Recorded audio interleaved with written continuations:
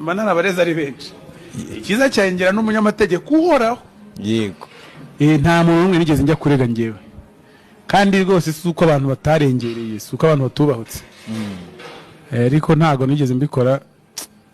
Urumva gukura no kuba uri mukuru mu bintu hari inshingano wiha ukavuga uti ibi ngibi ntago nabikora.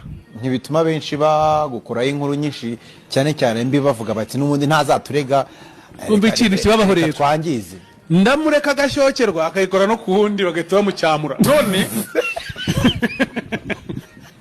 nta muntu n'umwe bafunga atarankozeho inkuru.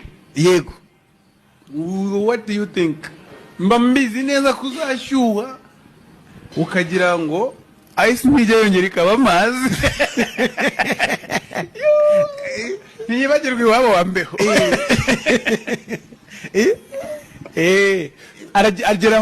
Ageraho akagira ngo afite nk'ubudahangarwa cyangwa